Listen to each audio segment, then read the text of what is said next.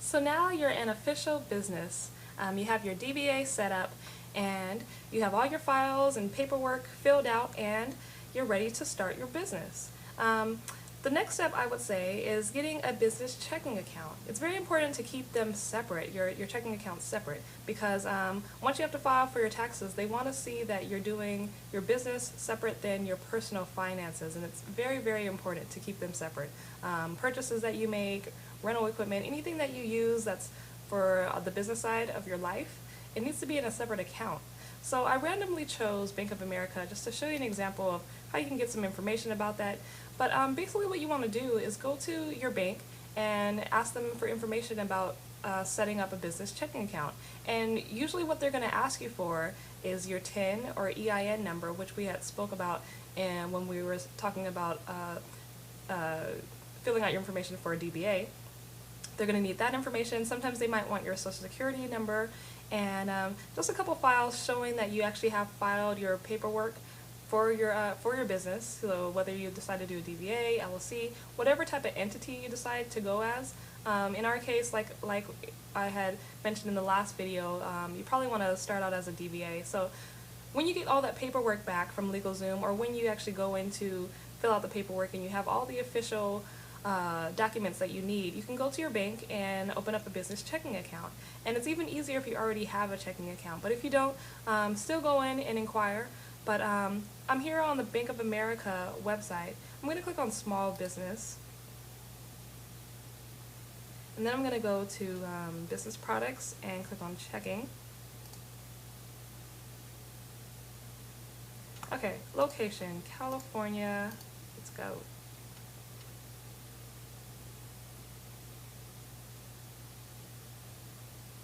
Alright, perfect. So looks like basically they just have some information on the checking accounts that they do offer. They have a business checking and a business advantage checking. And of course they both offer different types of benefits and incentives. So go to your bank, get the information that you need, figure out which type of business checking that you want. Maybe you just want a basic checking account just to start out as, especially if you're just starting in your business, it's very new. Just get something simple and basic just so that you be able to write checks out from your business and also receive checks to your business. They also have, of course, credit cards and stuff that you can apply for your business, and that's always good to look into as well. But it's important to just have a good relationship with your bank as well. I know that when I worked at a bank for a little while I was in school, a few years ago, I learned a lot about just like finances and how the business side of a bank works. And it's really important to build a relationship with the people in the bank because they'll be able to help you in the future. Say you want to come back and get a loan, a business loan, and if you know the managers at the bank, they may be more partial to helping you than just someone walking in one day and asking for money to help them in their business. At the bank that I bank at now, I'm very close to the people that are there. In fact, some of the people that I bank with that actually work at the bank that I'm at, I went to junior high school with them, so we grew up together, which is great. But other than that, just build that relationship with them. When you go in to make a deposit or withdraw or whatever, have a conversation with them. Get to know them. Let them get to know you. Let them know you're a photographer and that you're building your business. And, you might need to come back to them to get a loan so you can get your studio or your loft or whatever you might need to go get some equipment. You might need to buy some new equipment. It's just always a good thing to have and to build that relationship. It's with anything in business that you're going to be doing. You're a business person now, so you're going to have to make those connections and network with people of all kinds, not just people that are interested in photography and working with you, but people that can help you as well. So like I said, look into your bank and get that information about getting a business checking account. But that's the second step I would think you should do. Get your DBA, get your business checking account. So now I want to show you some information as far as getting getting insurance for your business. So let me show you a little bit about that. Insurance is so important to have, especially when you're hiring a crew of people to work with you, and you might have to get permits for the area that you're going to be shooting at. It's important just to have that insurance, and in case anything happens to the equipment or the people, you'll be covered so that you'll be able to pay off the damage, or your insurance will be able to help you. It's just an important thing to have. Like I said, it'll give you peace of mind having your checking account, having your DBA, and also having your insurance. These are like the three main things I would highly, highly recommend getting before starting anything. Once I had my insurance, so many doors started opening from that. Just in regards to renting equipment, for instance. When I first started assisting fashion photographers, I learned a lot about the importance of insurance and how you can use it to your benefit. APA National, which we had spoke about before, is a great organization that I highly recommend being a part of, and they give members discounts to insurance. So they give you recommendations to different companies, and those companies are affiliated with APA so that they will give you a discount if you're a member with them. Which is what I did, and I'm going to give you some information as far as how it works and how you can use it to your benefit to expand your portfolio, get more business, and just have a successful photography business. That's the main ingredient. That's the main thing that I'm worried about, and that I just want to see you guys succeed. So here I am at the APA National, at the APA website. It's apanational.com. So I'm going to go down here to insurance. Oh, there's actually something on here right now. What is that? New and improved APA insurance services. Insurance for professional photographers. Contact us for a quote.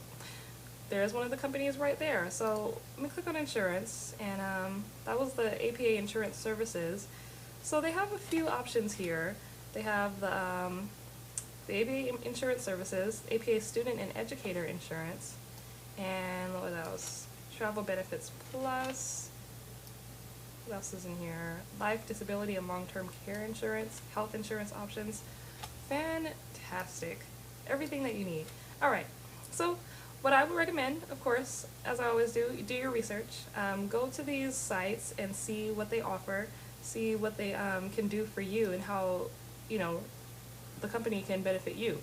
If you're going to be working with them and, getting an insurance package with them, you want to make sure that you'll be able to use it to the most of your benefit. Let's visit this site, APA Insurance Services. Insurance for photographers. This is one that I haven't actually looked into, but I would definitely recommend it. It's on the APA site, so I'm sure you can probably get a discount, and I'm sure it's highly, it's a great company if they're going to be representing it. And it might actually be their own insurance company or insurance service, since it's in the name of the business. Okay, so let me go back to the links. Let's go to this one, College Student Insurance. This is the one that I'm familiar with, and I actually spoke to a couple of their reps, and they're very, very nice, answer all your questions, and you can even kind of get a quote online. So let me show you what that looks like. I'm going to choose a state, California, choose my school, Cal State University, Northridge, continue. Okay, so these arrows are basically pointing to like the best package, I believe.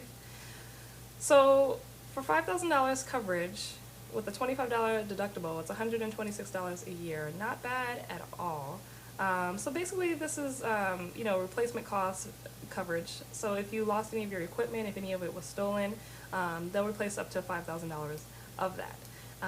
So liability is also important in case anybody got hurt on your photo shoot. You need to make sure you have insurance for that as well.